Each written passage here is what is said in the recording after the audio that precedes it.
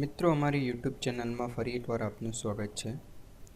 સીસીસીની practical એક્ઝામમાં આઉટલુકને લગતા એક પ્રશ્ન એવો પૂછવામાં આવે છે કે માઇક્રોસોફ્ટ આઉટલુકની મદદથી કોઈ એક આમંત્રણ આપતું મેલ બનાવો અને તે મેલને xyz@gmail.com એડ્રેસ પર મેલ કરો અને આ જ મેલની કાર્બન કોપી test@yahoo.com પર પણ મોકલો.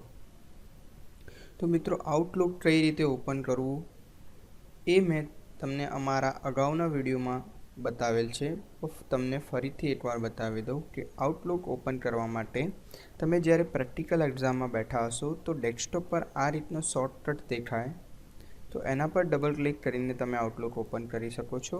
યા ફિર તમે કીબોર્ડની વિન્ડોઝ અને આર કી બે સાથે પ્રેસ કરી અને જ્યાં રન ખુલે છે ત્યાં આઉટલુક લખી અને એન્ટર કરશો એટલે આઉટલુક ખુલી જશે.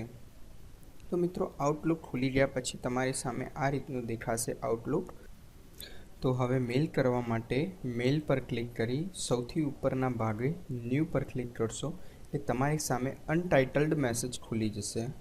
અહીંયા આપણે જે વ્યક્તિને મેલ કરવાનો છે તેનું ઈમેલ એડ્રેસ ટુમાં લખવાનું હોય છે.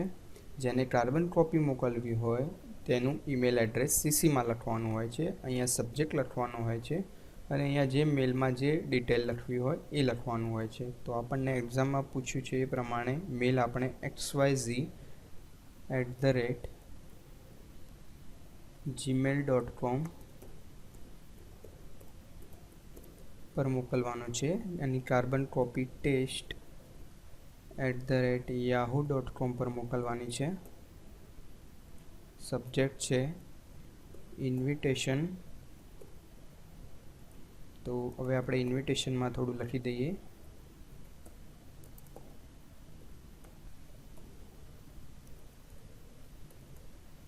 તો મિત્રો, આમંત્રણ આપતો જે મેલ છે એ આ રીતે આપણે બનાવી નાખ્યો છે મેલ.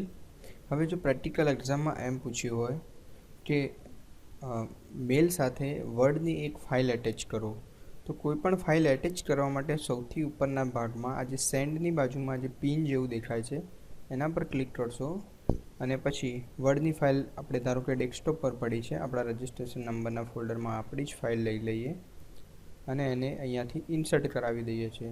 તો અહીંયા તમે જોઈ શકો છો એટેચમેન્ટમાં આપણી જે એન્વેલોપ્સ ડોટ કરીને જે ફાઇલ છે તે અહીંયા એટેચ થઈ રહી છે. તો આ રીતે તમે ફાઇલ પણ એટેચ કરી શકો છો. અને જો એક્ઝામમાં સેવ કરવા માટે પૂછે મેલ તો અહીંયાથી મેલ સેવ થઈ જશે અને સેન્ડ કરવા માટે અહીંયા સેન્ડ પર ક્લિક કરશો એટલે મેલ સેન્ડ થઈ જશે. અને જે સેન્ડ કરેલો મેલ છે અત્યારે આઉટબોક્સમાં રહેશે ઇન્ટરનેટ કનેક્ટિવિટી ન હોવાને કારણે. તો તમે એક્ઝામમાં આ રીતે એક્ઝામિનરને તમે જે મેલ બનાવ્યો છે આમંત્રણ આપતો એને સેન્ડ કરી અને આ રીતે બતાવી શકો છો. Thank you for watching and keep watching.